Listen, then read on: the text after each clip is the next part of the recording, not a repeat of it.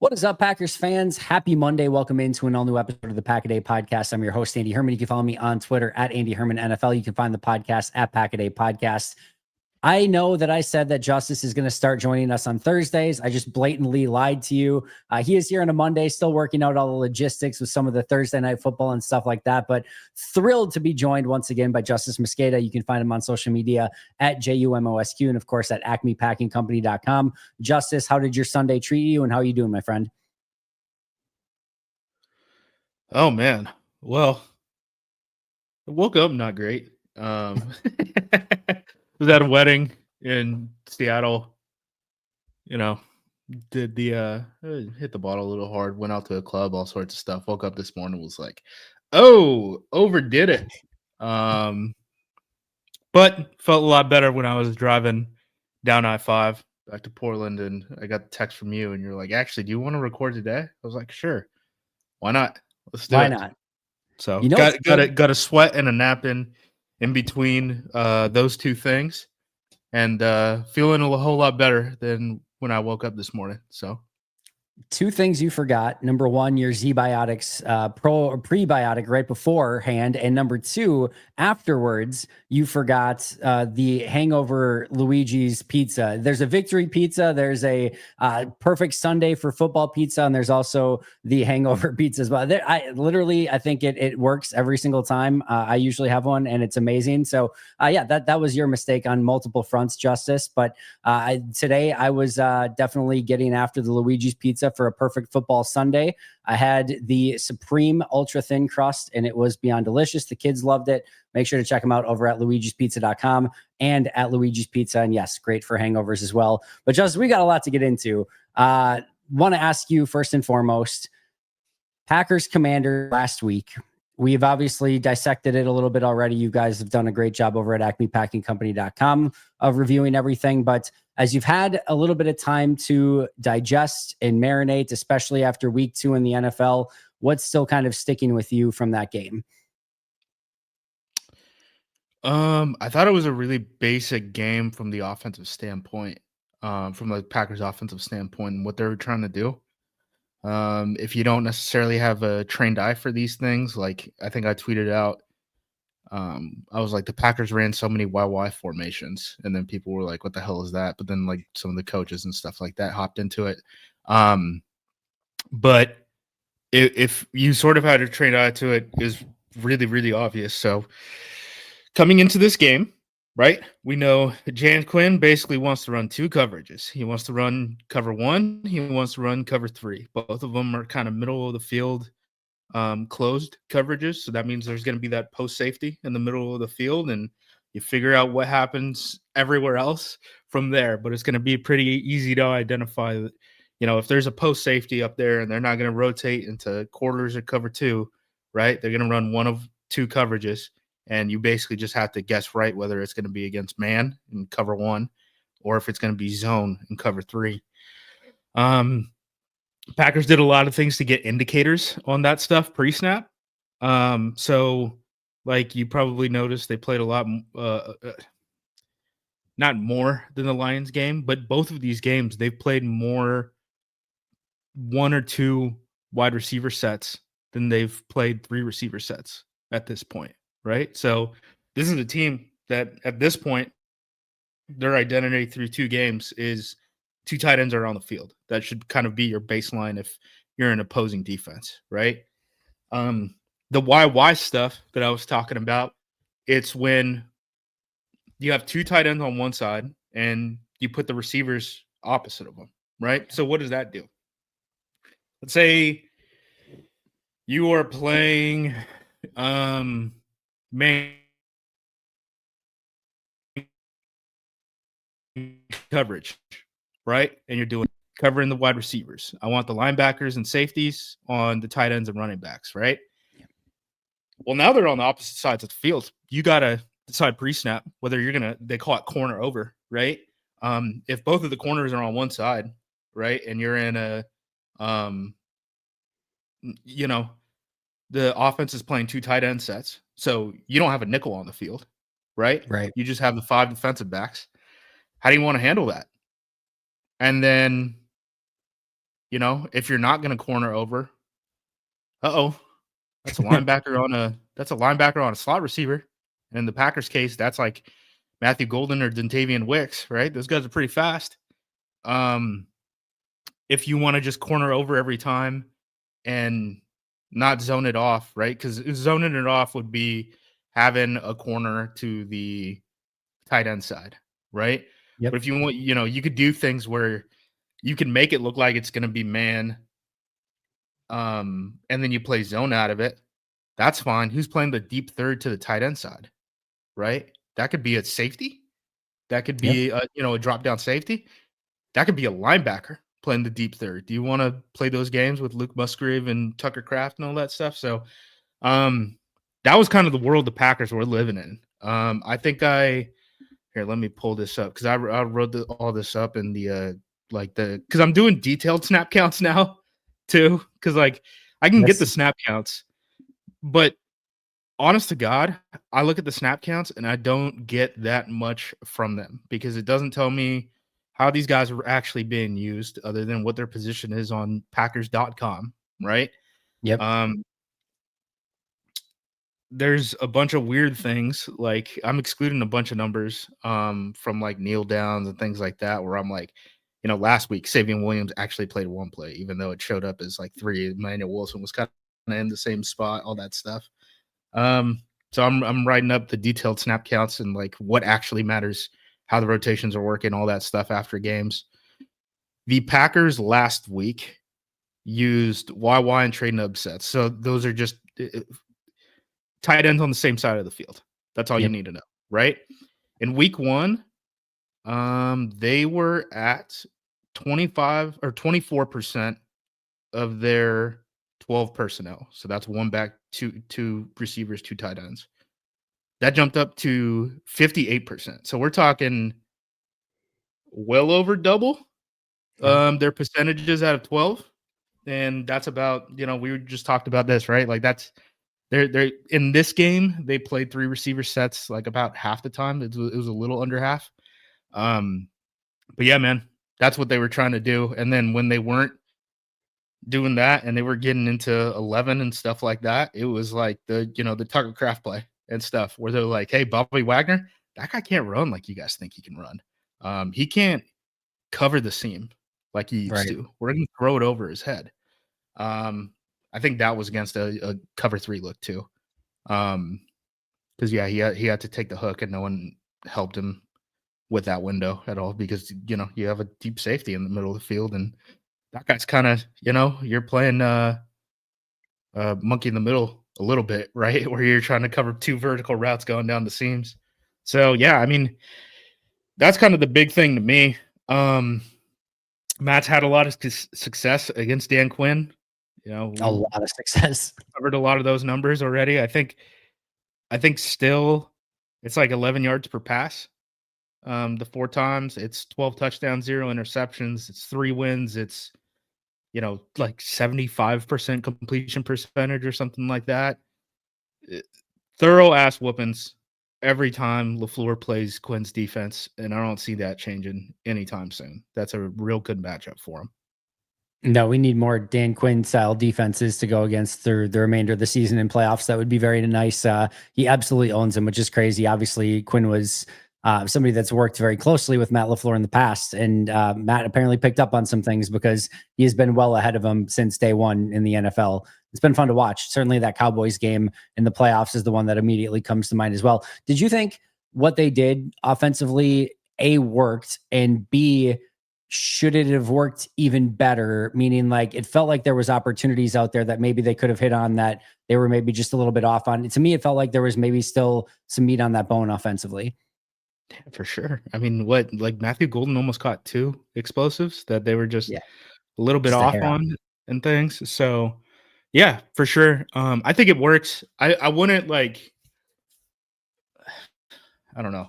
Even if this were a week 1 game, I wouldn't like extrapolate this and be like, this is what the Packers are going to be for the rest of the season. Cause I think this was a pretty specific game plan against like a Quinn type of team.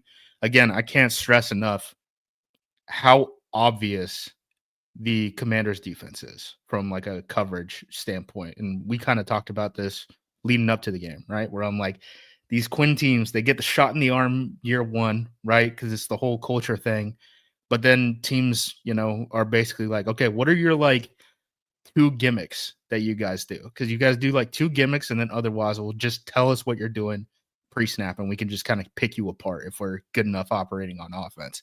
The Commanders, so far, it's been like blitzing, right? They blitz a lot, but outside of that, I mean, they're pretty much going to tell you like it's cover one, it's cover three.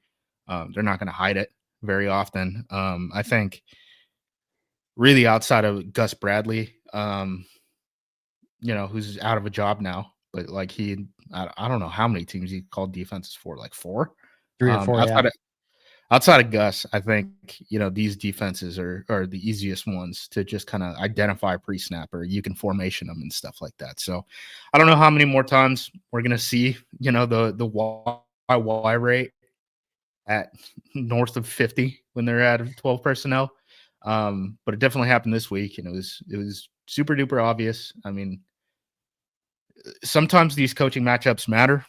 Sometimes they don't. I don't know a better way to put it other than that. But this is definitely one where you can just kind of look at trends and be like, we've sort of seen how this thing goes. So unless next time LaFleur plays Quinn just throws all of his tendencies out and is like, we're running a completely new defense, right? Which is not in Quinn's DNA. They want to keep it simple and try to run to the ball fast, right? Then I kind of think it's going to be the same thing. Well, another way that, so like for fans, right?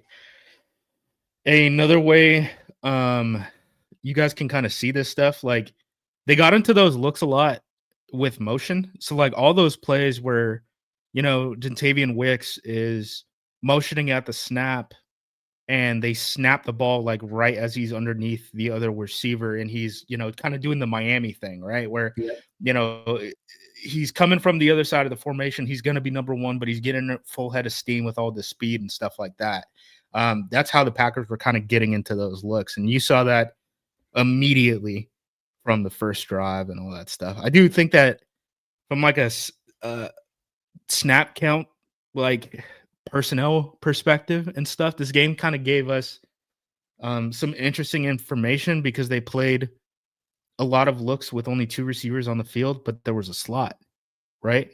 You don't get a lot of those. So you can kind of identify like who they actually like as an outside receiver in those looks a little bit better than other games. Romeo Doubs is playing so much outside receiver for this team right now. So I have the season long numbers. Romeo's at 77. Matthew Golden is second at 35. Dontavian Wicks 27. Malik Heath 18, and then everyone else is 4 or under. So yeah, man, they really like Romeo as an outside receiver in those looks. Like if they're going to throw two receivers out and only two receivers, Dobbs is probably going to be the outside receiver in that look, and they're going to give someone else the opportunity in the slot. That's kind of how this thing works out right now. And I don't see that necessarily changing a ton until maybe Christian gets back. I think maybe you see him a little bit too, but in the meantime, I would think that probably is going to stay the same for the foreseeable future. Yeah, I'm with you 100%. As far as, because obviously Jaden Reed drops out, right? So people are probably wondering at this point, slot receiver, what the heck is happening there? In this game, Golden 20 snaps in the slot, Wicks 18, Malik Heath 7, Dobbs all the way down at 5. So I mean, I think Did Savion not get any? Savion got 2. Savion Okay. got 2. Kraft, Musgrave each got 1. I think for the most part they're going to use Golden and Wicks in the slot. I think it's going to be sort of a 3-man rotation, but kind of a 4-man rotation at outside receiver with like Dobbs, Golden, Wicks. And then we'll see how much they play Heath as an outside receiver. Obviously, someone's got to get these snaps now because they were already, it was already a 4-man rotation, right? And Reed drops out. Someone's going to need to step in. Savion played a little bit more as like an actual receiver in this game. They were running plays for him, like the two back looks and stuff like that, where he's in the backfield. He got the wildcat snap and all that. Even though he slipped, he got the first down. Yes, he did. I think Heath is still probably above Savion in the depth chart right now, but obviously these things can change fast. We all thought Darren Kennard was going to start at right tackle this week, and it ended up being Anthony Belton. So who the hell knows? It's going to be a long week too, so extra practice, all that. Never quite know what they're going to come up with. I think Heath might be ahead. I think they have more, like they'll put stuff in for Savion every single week. Like there'll be like a handful of things that are in the playbook just for Savion, assuming he's active, which I think for the most part now he's going to be, especially as the kick returner as well. I really like Savion. I would have gone, like I went into the season being like, I wouldn't have been surprised if he was inactive for like the first like 6-8 weeks or something. And, just they try to get his feet a little bit more wet and just on the, even like as a red shirt before they put him out there, but they already like him out there. And I think there's more out there for him. I loved him, watching him on tape. It was probably my favorite tape study all off season long. And I'm hoping they can find more and more ways to utilize him. He hasn't had the drops, which is nice, right? We haven't seen that, but we've seen the fun stuff, right? That we talked about when, Yes, because we identified him super early. Like that might have been one of the first couple prospects. it was the first. It was the very first. Yep, I was gonna say it was like him and like a Humanor, right? it was. I think it was. Yep, who had a nice touchdown Sunday, by the way. Buddy, I missed it. I was on I-5 for like 5 hours today. Yeah, he had a nice touchdown. But yeah, I mean, we identified him super early because he's everything Matt wants in a receiver, right? Just big and fast. That is his MO. Yeah, we'll see. I'm excited. If there is a spot where Green Bay can absorb an injury, it probably is wide receiver, especially with Christian coming back, hopefully pretty soon after the bye. Any other thoughts on losing Jaden Reed and how that affects the offense, at least for these next couple of weeks before Christian maybe comes back?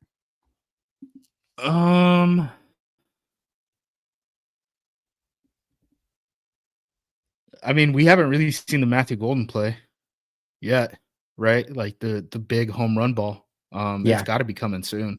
Like he's on the field, he's getting open. They're not necessarily running plays for him. I mean, I think they did a little bit more last week. We saw with the shots and stuff like that, obviously. I don't know. I always think just kind of giving guys that the space for those opportunities is always going to help them. So I'm expecting to see that Golden play relatively quickly. I'm not cooling off on Golden or anything like that. No. But it obviously, like, it hasn't happened. So let's switch over to the defensive side. Obviously, another really impressive performance defensively, led by the defensive fronts. Washington did nothing on the ground. They got after the quarterback, or Green Bay got after the quarterback, I should say. Jaden Daniels couldn't do anything scrambling around. Terry McLaurin couldn't get open deep. Nobody could get open deep. It was pretty much a complete performance once again by the defense. Yeah, and they did it almost like exclusively out of nickel sets. I thought that was really interesting. So, like, I think first 4 plays of the game, Packers played their base 4-3 3 times. So they only had 6 snaps out of 4-3 the entire game.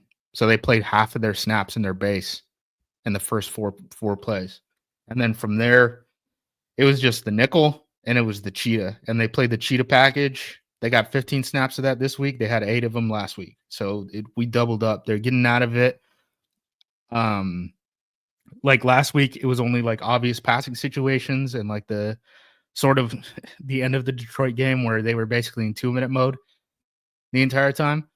They were cool playing it as like base defense sometimes. So that's pretty interesting. They're good at it, right? They're good at it. They're using a lot of different guys as a defensive tackle in that cheetah package. Kingsley Enagbare, welcome to the cheetah package. This was a new addition. He didn't do that at all last week. Got in there. Van Ness, Parsons, and Enagbare, all 3 of them got 5 snaps in as true defensive tackles in that cheetah package. All of them actually outsnapped Nasir Stackhouse at defensive tackle this week, which again I think is a little bit of a pressure point on this roster, just because the Packers can usually rely on that 4th defensive tackle taking up more reps than the 3 that Stackhouse got. But They keep surviving, so hard to say that it's a bad plan. Kobe Wooden, we saw a weird change this week where Wooden was only used really as like a rundown run stopper, which is Okay. not necessarily how I think of Wooden as a football player. But Carl Brooks got more than twice as amount of Wooden snaps. Carl Brooks is often the other defensive tackle, not the defensive end kicking into defensive tackle in those Cheeto looks. Wyatt's playing more nose tackle than I would have thought when Carl Brooks is on the field, for example. I saw all the funny stats about, Devontae Wyatt ended up, he had more PBUs in this game than Eric Stokes had in 3 years, whatever. I had a similar There one. definitely is no. Oh, go ahead. I was just I tweeted out that Keyshawn Nixon had 5 yesterday, and Eric Stokes has had 0 since December 26th of 2021 or something like that.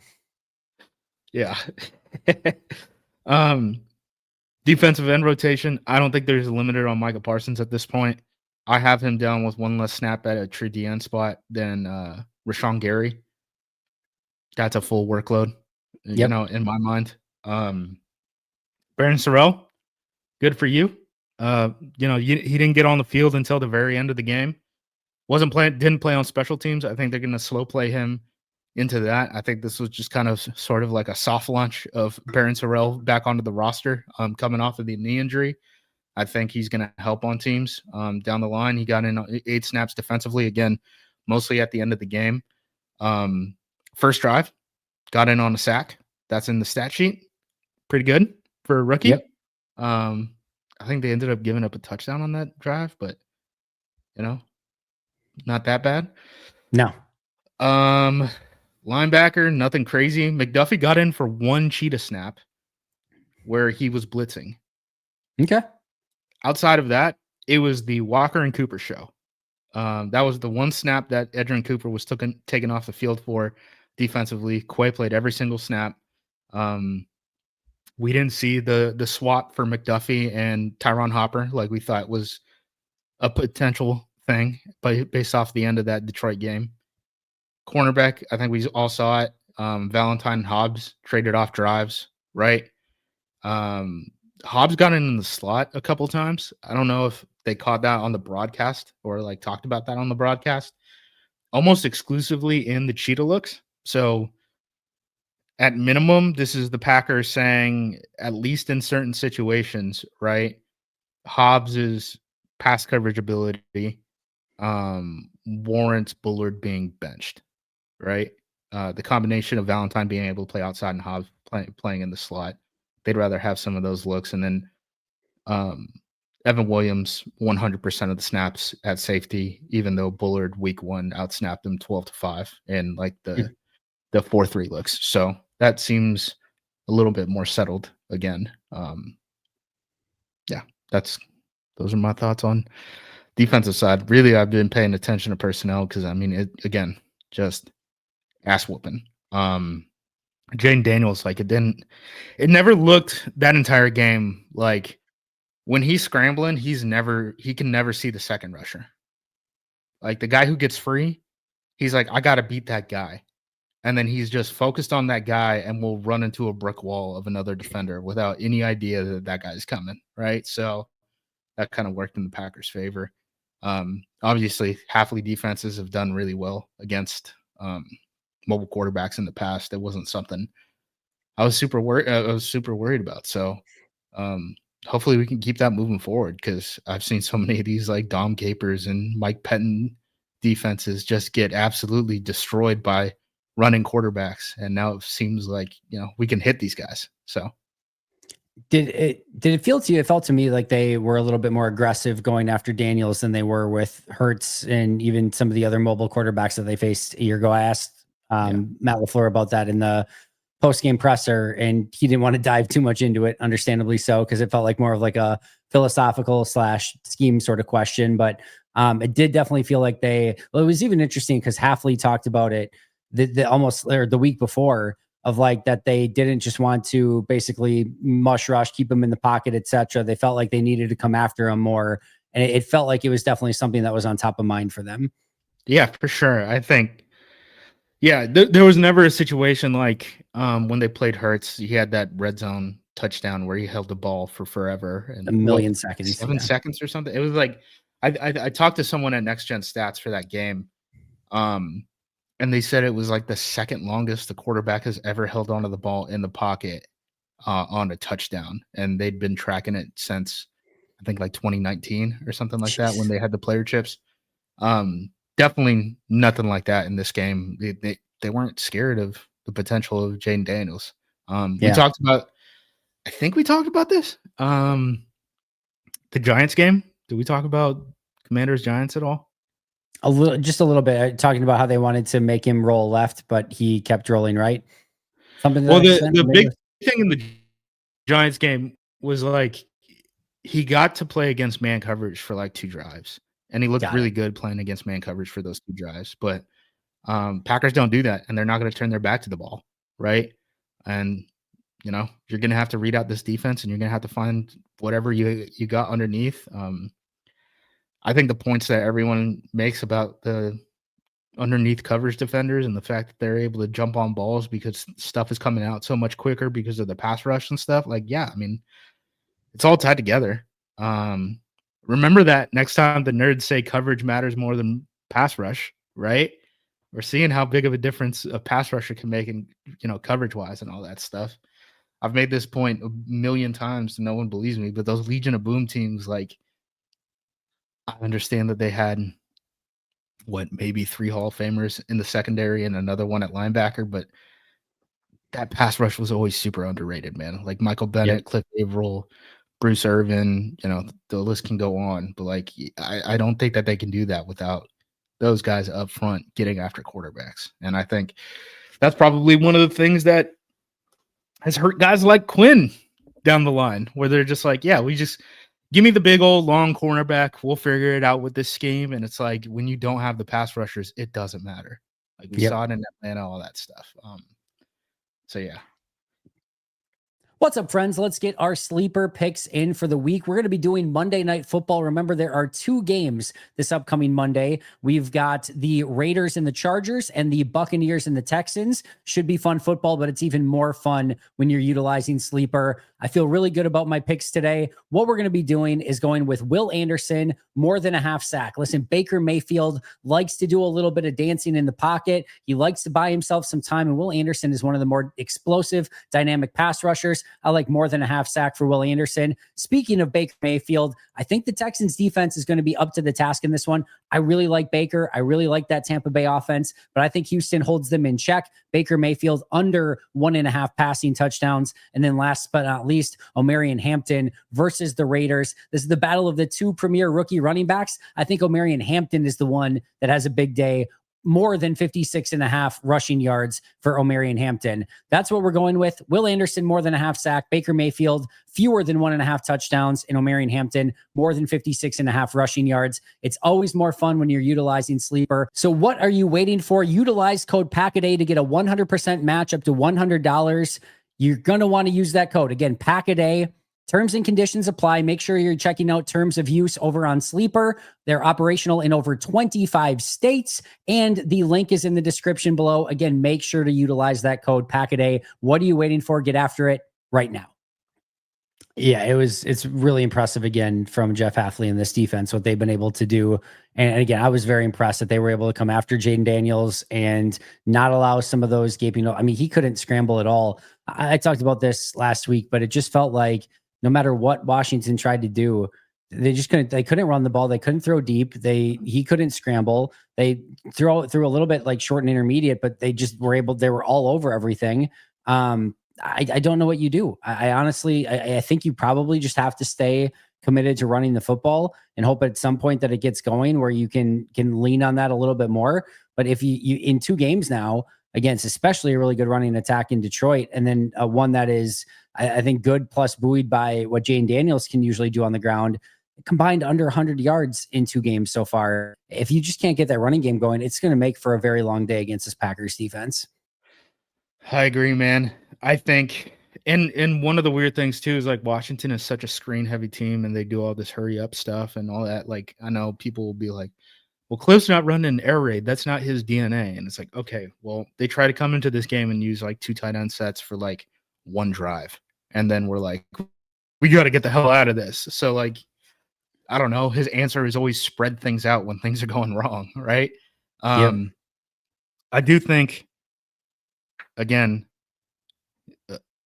if I'm on the offensive side, trying to think about how I'm attacking this Packers team, the biggest thing I want to lean in at this point is they're really only comfortable with the 3-man rotation at D tackle. And we have to exploit that, right?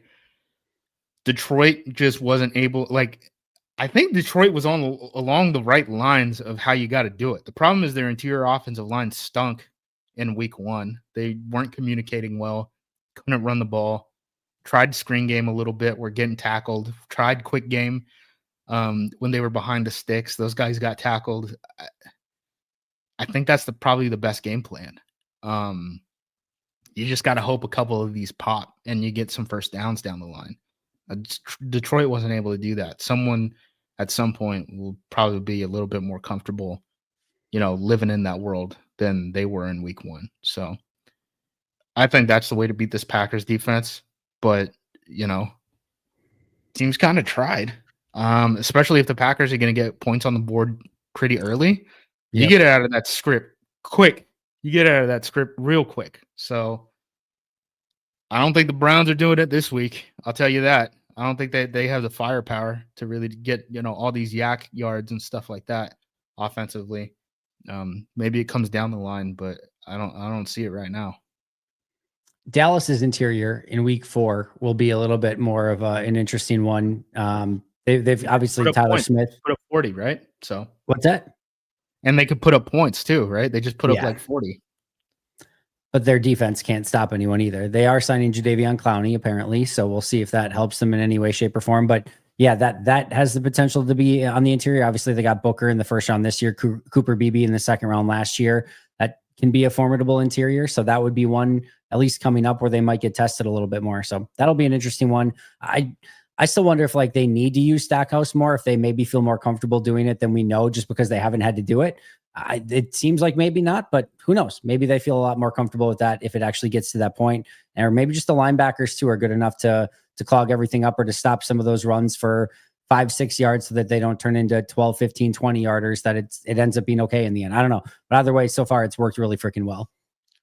Yeah, and I think that, the cheetah package stuff that they're doing and the fact that they're kind of leaning into it kind of helps them too, right? Where it's like, hey, okay, 15 snaps a game, we can steal rest for a second defensive tackle and stuff like that. Wooden, again, last week only played 21 snaps. He played 36 in week 1, so he can obviously play more reps than he did if they really needed to kind of go down. I'm just worried, really, in-game injury. Like if one of those guys drop, this defense looks a whole lot different really, really quick with Very much so. Stackhouse going out there. So yeah, no, I totally agree with that aspect. they always have the Brinson card that they can pull, right? Where if stuff really starts to hit the fan and you don't think Stackhouse can eat that many reps, Brinson is a more versatile guy, right? He's not as his fastball isn't as good as Stackhouse in terms of where you want him on the field and how much impact he can have on a singular play, right? But those Stackhouse opportunities are more limited than how much you would play Brinson on the field. So we do from time to time see defensive tackles moved at the trade deadline. I'll be interested to see if Green Bay, and again, nothing exorbitant, no crazy move, no Leonard Williams or Quinnen Williams or like one of the big time players or something like that. Dexter Lawrence. I don't see anything like that, but I am interested to see if they maybe swap a 5th, 6th, 7th rounder for a depth piece at defensive tackle if they feel they need it. Maybe they don't even feel like they need it at that point, but if they do, I wouldn't be super stunned by it. I wouldn't be either. Because I think if you're looking at just spots on the roster where guys are actually being asked to play and how much they're getting out of them, Emmanuel Wilson's spot and then Nasir Stackhouse's spot, I think, are probably the two on game days you can improve the most from. So, And Wilson, who knows what's Marshawn going to Lloyd. happen when Marshawn Lloyd comes back. Yeah. So Probably fixes one of those inherently. The defensive tackle one, to your point, the one where they don't have a clear and obvious answer on the roster right now, which again would lead me to believe maybe there would be some interest there at some point if the right situation and scenario came along. All right. Offense, good. Defense, amazing. Special teams, not so great. What did you see from the special teams in this? Obviously, missing Bo Melton does not help. Missing Zane Anderson does not help. I have been impressed with Nyman so far, Nyman, but I have been impressed with him. But what did you see from special teams? sloppy play, super disappointed. Yeah, Especially on the relative scale, right? Like Packers, I think last season were um second in starting field position, fifth in opposing starting field position. Week 1, I think they were second and second, right? So yeah.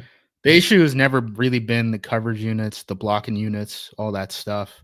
I know people yell about penalties. We're not getting penalized as much as the rest of the NFL. Like penalties just happen on special teams. It's a penalty machine. This is kind of when you have um tight ends being asked to pass block and then go downfield and chase down a punt and stuff like that. Like Weird safeties are stuff doing the happens. same thing. Like this is just kind of what happens is penalties, right? Guys are put in very odd positions.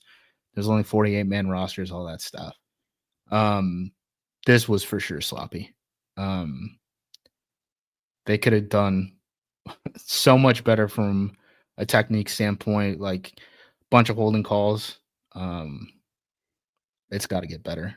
And I don't know how much of that has to do with how much special teams was kind of reworked between week 1 and week 2, just from like a personnel standpoint. They did switch a bunch of stuff up.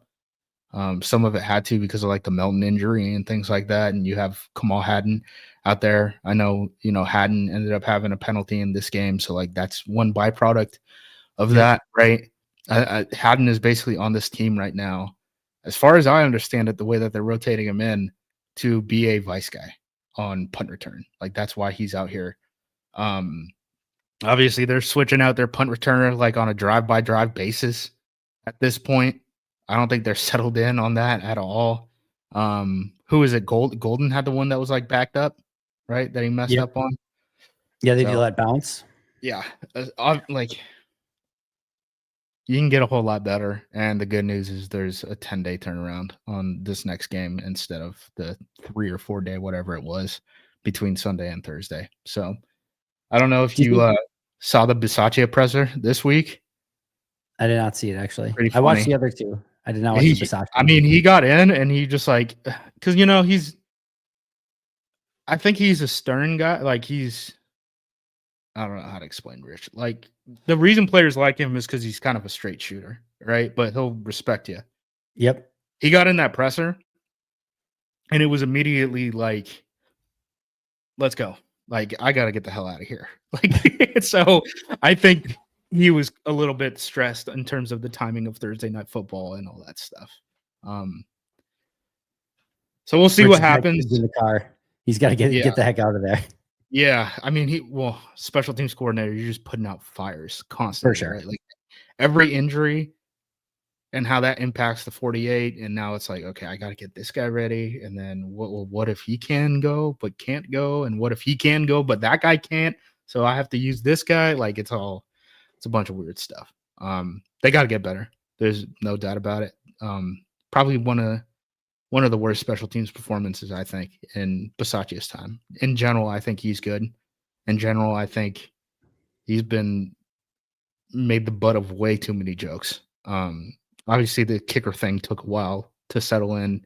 Punt returner, I think, is just going to be an issue. Like until Matt wants to use small receivers and tells the general manager and front office to go after small receivers who are kind of more punt return um punt return types, I guess. Yep. So I don't think punter is going to get any or punt returner is going to get better anytime soon. Kicker is obviously in a good spot right now. Now where Bisaccia has made his hay really for the last 3 years or whatever it is has been, return blocking and then chasing down punts and kicks. And they were real bad there this week and got to get better there. Hopefully they will. It definitely needs to improve in some way, shape, or form. And again, if they can get Melton and Zane Anderson back, that hopefully will help a little bit as well. But to your point, when you have a couple of those injuries hit, it definitely affects special teams a little bit more. And I think we definitely saw hadn't had one too on like a punt return where he like the guy just completely blew by him on a punt return as he was like the jammer on the outside too. So yeah, definitely some pieces there that need some improvement. Do you think Hardman gets a potential call up with Jaden Reed being out? I could see it. The question is just like, do you want to spend the roster spot on it, right? The game day roster spot. Yeah, That's my big question. I mean, I could see it for sure. They brought up Brent Banks. They kind of got that free roll on the offensive line. We talked about that last week where you have 9 guys, 2 of them are injured, inactive. You basically get a free roll from the NFL because it's really a 57-man roster with 1 roster exemption for a 8th offensive lineman. So there was no negative to calling Brant Banks up, right? But they have called up Micah Robinson twice, and they haven't played him a single time. So, if you want to swap out that Micah Robinson spot with Mecole Hardman, if you think you need that, 6th receiver and then punt returner, yep. I can absolutely see that. Yeah, I think that makes sense. It's just a question of like, do you need it, or would you rather have, I don't know, like Ben Sims on the kickoff unit so that you end up playing better on kickoff and you don't have a guy blow a block or Right. something like that. So there's positives and negatives kind of to everything. Savion Williams is getting looks like he's playing punt gunner now. So he's playing the position that they kind of wanted Isaiah Simmons to play, if that's any perspective on how this is going. Malik Heath is playing more special teams than he did in week 1. Bullard kind of got benched on the punt return team or the punt team. He was in week 1 there was a vice on him, so a double team when he was punt gunner. He might not have gotten 5 yards downfield, right? So the Packers were like, "Yo," because he started on the punt team week 1. Got 2 reps, had the first rep where he was singled up. Then the second rep, he was viced, and it was just so bad that they were like, we gotta Not doing that again. we can't do that. Maybe the rest of the year, right? So Yeah. now you have a guy who potentially, like if Hobbs comes back, right, is on the bench defensively and also doesn't contribute really on special teams that much outside of like kickoff. So should be noted too. They do have a 53-man spot open, right? Because they put Brenton Cox on IR, and they should have another one, right? They should have another one because of Jaden Reed. Jaden Reed at some Yeah, point. so Right? they have 2 open roster spots. You're totally right. I do like if I'm the Packers, I just wait, man. Because if you have to, so if you pluck someone I guess you could bring someone off your own practice squad. But to pluck someone from someone else's practice squad, I think that guy has to be on your roster like 3-4 weeks, right? It's 3 weeks. He technically doesn't have to be on your roster, but you have to pay him for 3 weeks of being on your roster, and you don't get the spot. I don't think you get the spot back if you cut him. Like I think he takes. Really? Yeah, so like you theoretically can cut him, but it's basically like Messiah Swinson last year for Carolina when they picked him up off of Green Bay's practice squad. They had to keep him for the 3 weeks, or he was going to take the roster spot and the money anyway. And then as soon as that 3 weeks were up, they cut him. Then he just went back to Green Bay on the practice squad, and that was that. Right. So, yeah. So I honestly, with the Packers PUP and IR situation,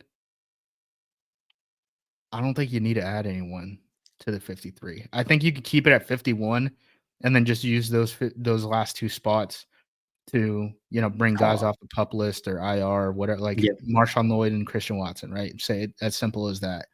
Yeah, unless you need them. Yeah, I'm totally with you. And Green Bay's done a good job of this in the past. There's no reason really to put them there because a couple things happen. You pay more money that way, which it doesn't seem like a bunch, but it is like every little bit adds up, of course. And then the other thing too is like once you release those players, then they go on waivers. Now, if they're on the practice squad anyway, it's not like any team couldn't just pick them up at any time theoretically, but sometimes it does feel like, oh, there's a player on waivers and it seems like they get claimed a little bit more. So Green Bay usually does actually a pretty good job of this, of like, if they don't need the player on the roster, like they're happy to carry 51 guys for a little bit. Knowing that, again, you're probably going to put Watson and Lloyd on it, hopefully, fingers crossed, pretty soon after that bye week. Yeah, and again, more focus on the 58 than the 48 than the 53, right? Big time.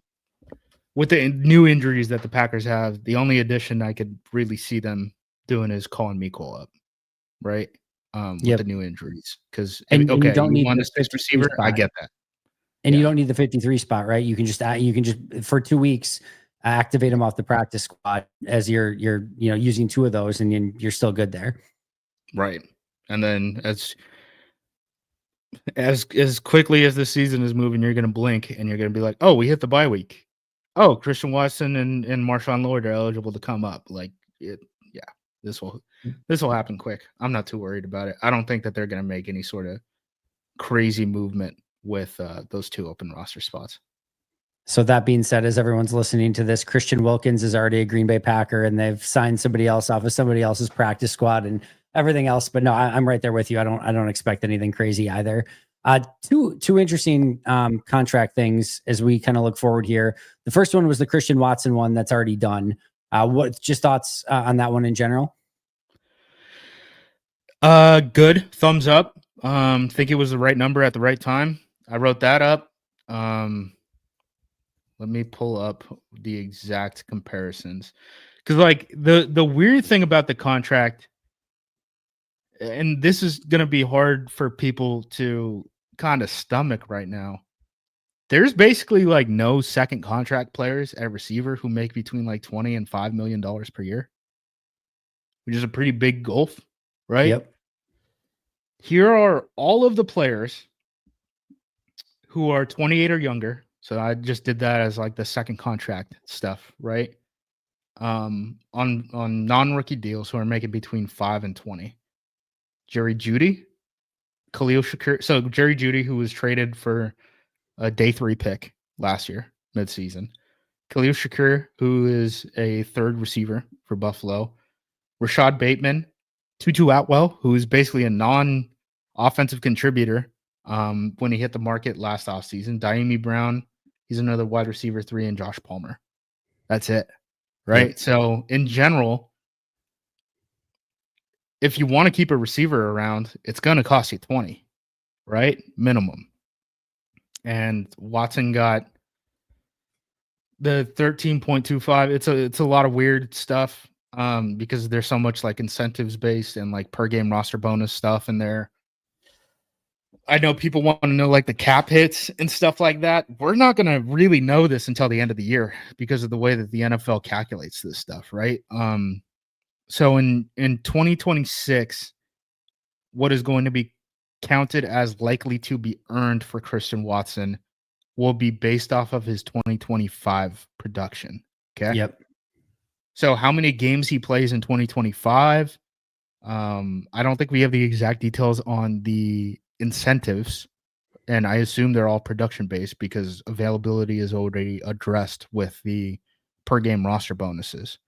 We don't know how much production he's going to have, but that will influence what it counts as likely to be earned, which will count against the Packers salary cap by the start of the year, and what is not likely to be earned, which wouldn't count until he actually hits those numbers and gets paid out and all that stuff. So yep. Just numbers wise, I think it was a really good way to get that 1-year deal done. Kick it down the line. I assume this is going to be Dobbs' last season in Green Bay. You go into 2026 and you have a competition with Watson, Reed, and Wicks. And it's basically like one of you are going to get a multi-year extension and the other 2 are going to be gone. So if you want to ramp up competition in that room, that's going to be a great way to do it. I think you extend one of those guys, and then them, Savion Williams, and Matthew Golden are your 3 receivers, starting receivers. in 27 and 28 is kind of how this thing is going to play out. This deal also, even with the void years and stuff like that, doesn't prevent Green Bay from moving on from Watson in the offseason. They could trade him for a pick too if they want to get that going. It also probably lets Watson, if he can stay healthy for the next 2 years, right? Which, knock on wood, all that stuff. It puts them in a better position to actually capture a high comp pick for Watson if he does end up leaving.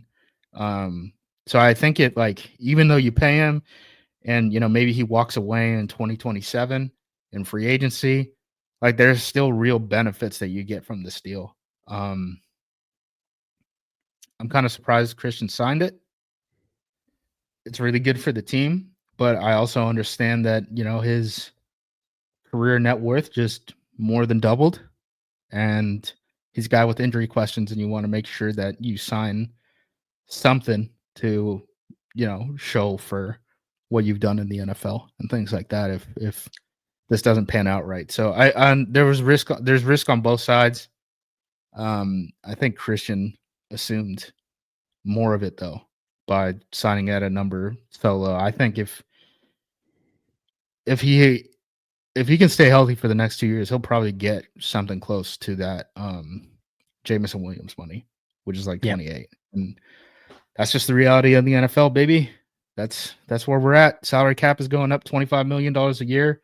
The people who are capturing most of the wage growth are non-Pro Bowl second-year players or second contract players.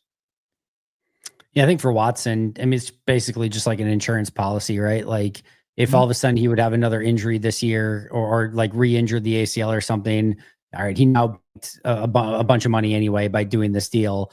And to your point, if he goes out and stays healthy this year, next year, and just completely balls out, he's still in line to get that huge contract down the line anyway, just 1 year maybe later than he would have potentially if he did it this year and then got that contract next year. So yeah, I think it makes sense for both, and I'm very happy about it for Green Bay's standpoint. Again, to your point, even if you assume some of that risk, and even if there is an injury there, it's really just difficult to find people exactly like Christian when you need them. And by the way, Tutu Atwell, on 1 year, $10 million, had one catch in week 1, had 0 catches in week 2. So that's 1 year, $10 million, and contract.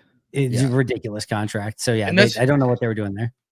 That's what we talk about, and this is probably the most inconvenient thing for, like, what makes fans mad is the market setters, right? Where we've kind of talked about, the linebacker market, the tackle market, with Dan Moore, and Jermaine Sherwood and Nick Bolton at the linebacker market.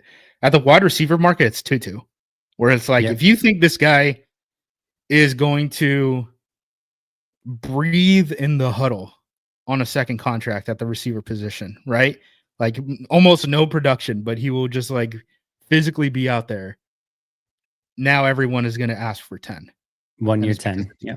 And Tutu's been able to ask for that. So, and he was able to get it. So, yeah, this is just reality right now. If you're mad at the Watson deal, I don't know what to tell you, man. It's good business. I think it's really good business for Green Bay, certainly. It's good. I do wonder, like, what's coming next. Like, are we gonna get the Quay deal done? That was my second one. That was my second one. Did you see the Wildy thing? I saw it was rumored that there's an offer on the table and stuff like that, right? That's what Wildy reported. I didn't think it was find something like that. Yeah, it was something to that extent. Green Dot, Captain Patch has certainly exact been same thing. The better football since probably the last third of last season, right? So if he's all those things, you just do it. You probably want to pay him while it's still 15 million per, and it's not more than that. Which, by the way, if they sign for 15 million per, I'm still going to be miffed at them for turning down the 5th-year option, which was less than 15. I don't understand why they turned down that option. I really don't. I have no good reason for it at all. I really don't. Unless the only thing I can think of is that they were this close to the extension and they felt like they didn't even need or like go down that path because like it was already like done and then it didn't happen to be done? I have no idea. I have no idea. Because even if you're this close and it's something like that, like still do the 5th year and then I don't know. I don't know. It seems very odd. It's one of the moves that I most disagree with Goot for, because they had full control of it, right? So you understand like the whole dynamic. It's not like, oh, well, we don't know how many years, we don't know how much guaranteed, all this stuff. It's like, no, literally, it's yes, no on an option. It was below the 15. You guys should have just picked it up. They did it for his what? decision making has been interesting for sure. Yeah, The Savage one was a huge mistake, just a massive mistake. huge. The, Yeah, the that might be Jordan number Love, 2 on the list of decisions I disagree with him with, is the oh, Savage. at the time it was god awful, and then it got just Yeah, progressively worse as time went on. And then the Love thing was interesting, where it's like, yeah, we're gonna make him QB1, and like I loved what they did. Don't get me wrong, I thought it was really smart, but it was really interesting. Of like, you're literally like moving forward with him as your guy, and you're like not even willing to pick up his 5th year. In hindsight, it looks crazy. And the time I'm like, this makes, and in fact, I think it was the only person that predicted that they would work out a compromise ahead of time, and it happened. And I still now back at it in hindsight, I'm like, that's insane that they weren't even willing to commit the 5th year option to him at that time. That's how little confidence that they were willing to put into him in that moment, which is again crazy and to think back at. so weird, so weird. But again, they picked it up for Wyatt. Yeah, they picked up Wyatt and So then didn't for Quay. It's been a whirlwind. It's been an absolute whirlwind of 5th year options. But guess what? They don't have 2 first-round picks coming up, so we will not have 5th year options coming up in, I don't know, 2031 and 32, whatever the hell it ends up being. But he will have 2 less 5th year options to decide upon moving forward due to the Micah Parsons deal. But that was the other one. Yes. Just really quick, kind of before we get out of here, Justice, anything stand out to you week 2 results wise? I know you were driving for a good majority of it, but the Browns, their next opponent, got absolutely obliterated by the Baltimore Ravens. JJ McCarthy looked like absolute hot garbage against the Atlanta Falcons on Sunday Night Football. The Chicago Bears looked like absolute hot garbage against the Detroit Lions, who the Lions felt like I don't know if they took the Ben Johnson thing personally or whatever, but they definitely went there with a mission from God. But yeah, any other key takeaways for you? Burrow going down, right? All the It indications are sucks. that it's a turf toe injury, and that Brutal. if he has surgery, it's going to be 3 months, right? So they don't know if he's going to have surgery or not. Um, Brutal. Obviously, that would mean that he wouldn't be playing against the Packers around that bye week, right? So it ended up being Jake Browning as it stands right now. Yeah, the Lions blowing out the Bears. I need to watch that film and see what the heck happened in that game.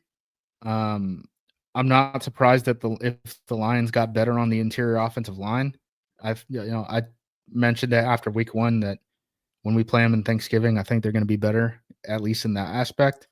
But it's always good when you thoroughly dominate a team and they end up dropping 52 in a blowout over the 2025 offseason champion Chicago Bears.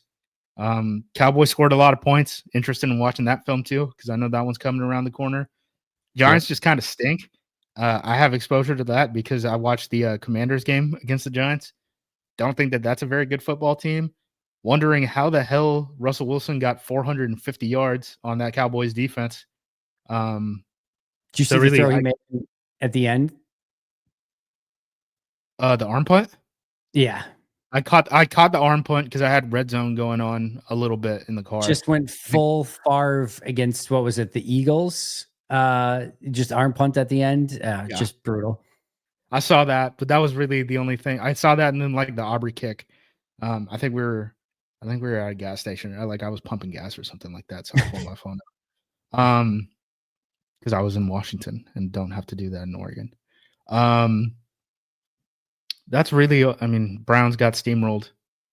Who could have seen that coming? A motivated Ravens team coming off of a brutal loss, just turn them into, Is the AFC already a 2-team race? Well, let's not get ahead of ourselves, but let's check it out right now. Burrow's done. The Chiefs are 0-2. I'm not there with the Texans yet. Who else are we going to say? It's the Bills and the Ravens. It's just the Bills and the Ravens. And we Yeah. already saw them face each other in week 1. But yeah, I think it's just those two. Yeah, there's only 6 undefeated teams, 5 Maybe undefeated teams. maybe the Chargers can get involved in this conversation. I Yeah, but don't feel those 2 teams have only played a game yet. It's No, I Raiders and know. Chargers Yes. have played 1 game. Yeah. Bengals have a hurt quarterback. Yep. Colts, if you wanna buy Colts 17-0 stock, go ahead, be my guest. I don't think that there's many people in line. You could probably go right up and pick that up. Yeah, I think it's probably Bills, Ravens are probably the best teams right now. Um, I think I don't think Denver could do it, but I think Eh, Denver could beat a team in the playoffs that for sure. otherwise would go to a Super Bowl just because Absolutely. that defense is good. Like, they're just gonna be a pain in the ass. They should never have lost that game. Obviously, I don't know if you saw the ending, but personal foul Mhm. penalty and a missed field goal. It was a missed field goal from No. like from 60, from missed field goal from 60, and they did the leverage thing, and it was a pretty weak. It was not like he jumped over it or something. He kind of like held him down a little bit. And if you go back and look at it, there was another play earlier in the game where Denver missed a field goal, and it was like the exact same thing, and it went uncalled. And then he drills the 45-yarder right after. So Denver had it won. Just don't leverage the guy at the end. By the way, the 60-yard kick not only missed wide right, but was probably like 10 yards short. It was, I mean, the whole thing was not even close. And all you had to do is basically just have your guys stand there and not do anything, and they would have been fine. And it was a pretty weak call, though. Speaking of weak calls, Andy, the Commanders game. I hated that. Which That one? all of it. Almost every decision the refs made. Yeah, that's It fair. just seemed like it was just bad all around. Those guys whoever the crew was did not do a good job in that Commanders game. I'm sure they scored 100 in the NFL's books, but I would agree. I was more than happy to live with it in that scenario where they were winning the entire game and it never really yeah. felt quite in the balance. So if you're going to get the non-benefit of a few bad calls in the game, I was okay with hopefully taking the lumps a little bit in that one. But yeah, it definitely wasn't great. There were definitely some ticky-tacky things all the way around that I'm just like, you could have probably just done without that. But yeah, whatever. It's the Mhm. NFL. What are you going to do? Yeah. So we Yeah, did it. AFC Championship. Bills Ravens. Stamp it it in won't now. be, but like, to me, it probably will not be that. Maybe it is that in the AFC Championship game. We'll see. Those are certainly the two best teams, but I have a hard time believing that there's any team in the AFC right now that can win the Super Bowl, but besides those two teams. But again, it's early. Some team will make a run and get better, and we'll be like, oh, I didn't see that coming. So yeah, we'll see how it goes. But right now, it definitely feels like they're very two team top heavy at the moment. So I'm just because I'm on stand-ins right now. I sorted by point differential. I hope you haven't looked at it yet. Um, Packers are plus 23. The Browns are minus 25. So the Browns have been worse relative to average, and then the Packers have been good. Okay. There's one team that is ahead of the Packers in point differential. Can you guess who that is? I'll give you 3. All right. Who played the Dolphins in week 1? The Colts? How much did they beat them by? Colts, Dolphins, Bills, Patriots, Browns, Ravens, Bengals. I don't know. I'll just say the Colts, even though they barely won this week. You got it on the first one, man. They crushed the Dolphins, right? Yeah. Yeah. They're number 1 in point differential. Yeah, Our and they should have lost this second week. team defense smoked them in the preseason.